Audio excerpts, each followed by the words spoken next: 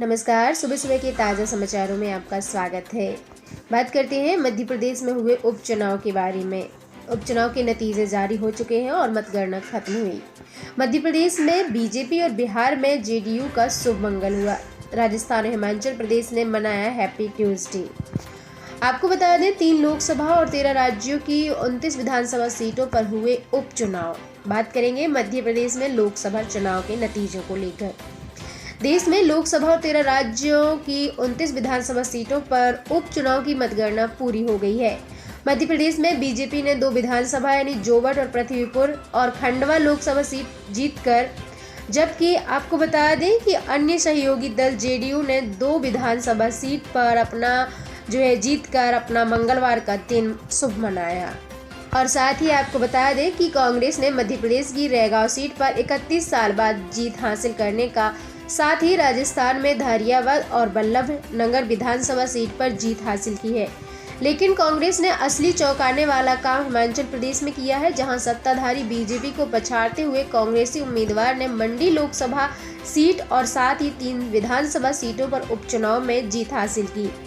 राज्य के मुख्यमंत्री और बीजेपी नेता जयराम ठाकुर ने इस हार के लिए महंगाई के कारण जन नाराजगी को जिम्मेदार बताया है।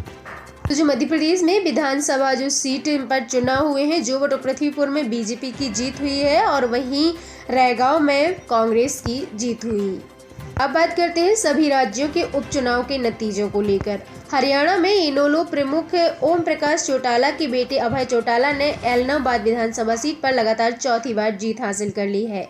वहीं आंध्र प्रदेश की बडबेल सीट पर यूआईएसआर कांग्रेस, जबकि महाराष्ट्र की देसुलर सीट पर कांग्रेस ने अपना कब्जा बरकरार रखा है।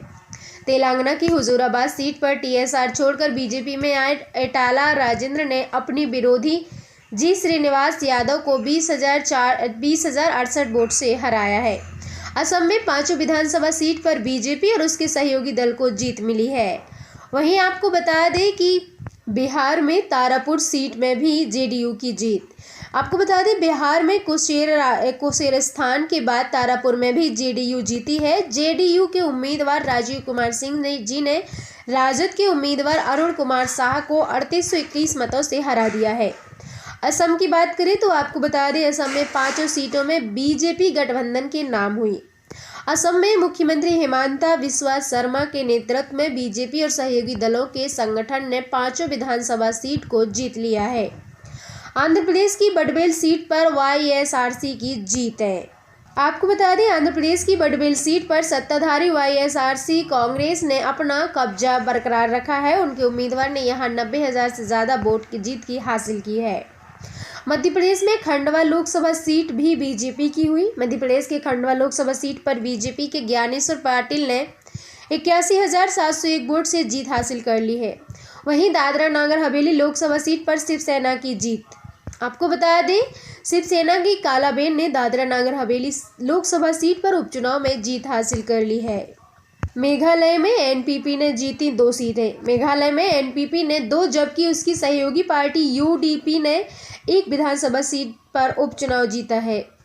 तेलंगाना में बीजेपी का जश्न शुरू। आपको बता दें हुजूराबाद विधानसभा सीट पर उपचुनाव में पूर्व मंत्री और साथ ही बीजेपी उम्मीदवार एटाला राजेंद्र के बढ़त बना लेने के बाद पार्टियों के कार्यकर्ताओं ने ढोल नगाड़ों से जश्न मनाना शुरू कर दिया। तो वहीं मध्य प्रदेश में भाजपा ने 2 और कांग्रेस ने 1 सीट पर जीत हासिल की। मध्य प्रदेश में जोवट सीट पर बीजेपी की सुलोचना तिवारी तो पृथ्वीपुर सीट पर शिशुपाल यादव ने जीत दर्ज की है। रैगांव सीट पर कांग्रेस की कल्पना को जीत मिली है और यह कांग्रेस की सीट पर 31 साल बाद जीत है। खंडवा लोकसभा सीट पर बीजेपी जीत की करीब रही। बात करते हैं मिजोरम की, तो मिजोरम में इकलौती सीट मिजो नेशनल फ्रंट की, यानी मिजोरम के अधिकतर दलों के मिजो नेशनल फ्रंट ने तय उम्मीद के मुताबिक इकलौती सीट पर हो रहे उपचुनाव में जीत हासिल कर ली है।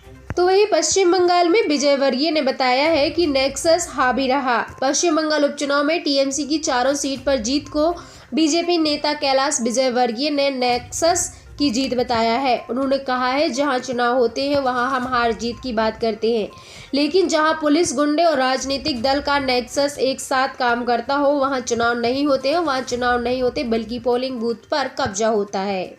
बात करते हैं राजस्थान की। राजस्थान में कांग्रेस ने दोनों सीटें जीती। राजस्थान में बीजेपी के गढ़ धरियाबाद में कांग्रेस ने जीत दर्ज की है और यहां अपने ही गढ़ में बीजेपी तीसरे नंबर पर रही और बल्लभनगर में भी कांग्रेस ने जीत हासिल कर ली है। बंगाल में टीएमसी ने चारों सीटों पर जीत हासिल की, यानी पश्चिम बंगाल में टीएमसी ने चारों विधानसभा सीट पर उपचुनाव जीत लिया है और यह गोसावा, दिनहाटा, शांतिपुर और खदहड़ सीट पर उपचुनाव हुआ था। मंडी लोकसभा सीट पर कांग्रेस जीती। हिमाचल प्रदेश की मंडी लोकसभा सीट पर कांग्रेस की प्रतिभा सिंह ने बीजेपी की रिटायर्ड ब्रिगेडियर खुशहाल सिंह को 8,766 वोट से हरा दिया है और पहले यह सीट बीजेपी के पास थी। वहीं हिमाचल प्रदेश में कांग्रेस ने 3 सीटें जीती। हिमाचल प्रदेश की 3 विधानसभा सीटों पर उपचुनाव में भी कांग्रेस ने ही बीजेपी को हराकर जीत हासिल कर ली है। वहीं आपको बता दें, असम में बीजेपी ने 2 सीटें जीती और कर्नाटक में बीजेपी ने और साथ ही कांग्रेस ने 1-1 सीटें जीती। जीत के बाद जुलूस पर पाबंदी। आपको बता दें, चुनाव आयोग ने कहा है कि किसी भी कैंडिडेट्स को जुलूस निकालने की इजाज़त नहीं दी गई है। रिटर्निंग अधिकारी से सर्टिफिकेट लेने के लिए भी जीतने वाले कैंडिडेट या उनके प्रतिनिधि एक साथ 2 से ज़्यादा नहीं जा सकेंगे। और साथ ही आपको बता दें कि मध्य प्रदेश में बीजेपी ने खंडवा लोकसभा सीट के अलावा जोबट और पृथ्वीपुर विधानसभा सीट भी जीती है। रैगांव में हार मिली है। जैसा कि आपको पता है, जोबट विधानसभा में बीजेपी की सुलोचना रावत ने कांग्रेस के महेश पटेल पर 6,104 वोट से और साथ ही पृथ्वीपुर सीट पर बीजेपी के ही शिशुपाल यादव ने 15,000 वोट से जीत हासिल कर ली है, जबकि खंडवा लोकसभा सीट को भी बीजेपी ने 81,701 वोटों से जीत लिया है। लेकिन रैगांव सीट पर कांग्रेस की कल्पना को 12,096 वोट से जीत मिली है। यह बीजेपी उम्मीदवार प्रतिमा बागरी ने अपनी हार मान ली। और साथ ही आपको बता दें कि तीसरे राउंड रहते ही मतगणना स्थल छोड़ दिया उन्होंने। और इसी तरह पृथ्वीपुर में कांग्रेस प्रत्याशी नितेंद्र सिंह राठौर ने भी पहले ही हार मान ली और बीजेपी प्रत्याशी शिशुपाल यादव को जीत की बधाई दी। अब बात करते हैं मुख्यमंत्री शिवराज सिंह चौहान जी द्वारा धनतेरस में कार्यक्रम में सम्मिलित हुए अपनी पत्नी के साथ पूजा अर्चना की।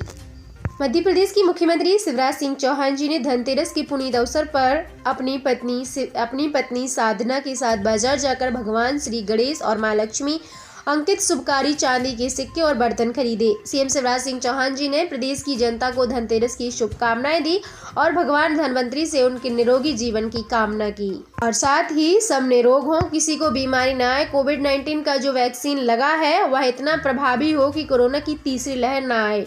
सबके घर में धन की वर्षा हो, सुख समृद्धि आए, रिद्धि सिद्धि आए और सबके घर आंगन खुशियों से भर जाए। धनतेरस की बहुत बहुत शुभकामनाएं। और साथ ही मुख्यमंत्री शिवराज सिंह चौहान जी एवं उनकी पत्नी साधना सिंह जी ने करुणाधाम आश्रम पहुंचकर दर्शन और पूजा अर्चना की। उन्होंने आकाशदीप प्रज्वलित कर आकाश में छोड़े और साथ ही सीएम शिवराज सिंह चौहान जी ने सपरिवार गुरुजी से आशीर्वाद प्राप्त किया और आश्रम में आए श्रद्धालुओं को धनतेरस की हार्दिक शुभकामनाएं दी। और आज है नरक चतुर्दशी, यानी रूप चतुर्दशी भी इसको बोलते हैं। मध्य प्रदेश की मुख्यमंत्री शिवराज सिंह चौहान जी ने समस्त प्रदेश वासियों को नरक चतुर्दशी यानी रूप चतुर्दशी एवं छोटी दीपावली की हार्दिक शुभकामनाएं दी और कहा कि आपके जीवन में सुख समृद्धि और वैभव की वर्षा हो, आपका मंगल हो और आपका हर भय से आप मुक्त रहे। प्रदेश विकास के नए कीर्तिमान स्थापित करता रहे। इसके अलावा मुख्यमंत्री शिवराज सिंह चौहान जी की अध्यक्षता में वीडियो कॉन्फ्रेंसिंग के माध्यम से हुई मंत्रिपरिषद की बैठक में कोविड-19 से संबंधित गतिविधियों के क्रियान्वयन के लिए नवीन योजना क्रमांक 7,659 कोविड-19 उपचार एवं प्रबंधन को स्वीकृति दी गई। और साथ ही मुख्यमंत्री शिवराज सिंह चौहान जी ने मंत्रालय में SMEI मंत्री श्री OP सकलेचा एवं वरिष्ठ अधिकारियों के साथ आत्मनिर्भर मध्य प्रदेश के अंतर्गत प्रदेश में 30 दिवस में उद्योग प्रारंभ करने की सुविधा यानी start your business in 30 days हेतु लिए गए निर्णयों की समीक्षा भी की। साथ ही मुख्यमंत्री शिवराज सिंह चौहान जी ने कहा कि 30 दिन में उद्योग प्रारंभ करने के संबंध में जो भी प्रक्रिया तय की गई है उनका क्रियान्वयन समय सीमा में सुनिश्चित किया जाए। उद्योगों को भूमि आवंटन की प्रक्रिया में विलंब न हो और साथ ही नगर पालिका नगर पंचायत स्तर पर प्रकरण नहीं लटकें। सीएम शिवराज सिंह चौहान जी ने कहा कि जो कार्य 30 दिन में किए जा सकते हैं उन्हें ही start your business in 30 days में सम्मिलित किया जाए। मुख्यमंत्री शिवराज सिंह चौहान जी ने विभागों की गतिविधियों का थर्ड पार्टी असेसमेंट कराने के भी निर्देश दिए हैं। और साथ ही मुख्यमंत्री शिवराज सिंह चौहान जी ने प्रधानमंत्री श्री नरेंद्र मोदी जी के प्रस्तावित भोपाल आगमन पर होने वाले कार्यक्रम के संबंध में वरिष्ठ अधिकारियों के साथ कार्यक्रम स्थल पर जम्बूरी मैदान का निरीक्षण किया एवं आवश्यक दिशा निर्देश भी दिए। इसके अलावा मुख्यमंत्री जी ने कहा कि नवनिर्मित हबीबगंज रेलवे स्टेशन की सुविधाओं और साथ ही व्यवस्थाओं का जायजा लिया जाए। इस विश्व स्तरीय रेलवे स्टेशन का प्रधानमंत्री श्री नरेंद्र मोदी जी 15 नवंबर भगवान बिरसा मुंडा जी की जयंती पर उद्घाटन करेंगे। और इस दौरान सीएम शिवराज सिंह चौहान जी ने हबीबगंज रेलवे स्टेशन की विशेषताओं को एक लघु फिल्म के माध्यम से प्रधानमंत्री श्री नरेंद्र मोदी जी के समक्ष प्रस्तुत करने के लिए अधिकारियों को निर्देश भी दिए हैं। और साथ ही उनके निवास स्थान पर आज राज्यपाल श्री मंगू भाई पटेल से मुख्यमंत्री शिवराज सिंह चौहान जी ने मुलाकात की और साथ ही उन्हें अनुसूचित जाति जनजाति विकास संबंधी बैठक में शामिल हुए। और साथ ही शिवराज सिंह चौहान जी ने कहा कि राज्य सरकारें जनजातीय कल्याण के कार्य मिशन मोड में कार्य कर रही हैं। साथ ही दोस्तों, मध्य प्रदेश और देश प्रदेश से जुड़ी ऐसी तमाम जानकारी को आप अपने तक सबसे पहले पाने के लिए हमारे इस चैनल पर विजिट करें, चैनल को सब्सक्राइब करें, ज़्यादा से ज़्यादा लोगों में शेयर करें।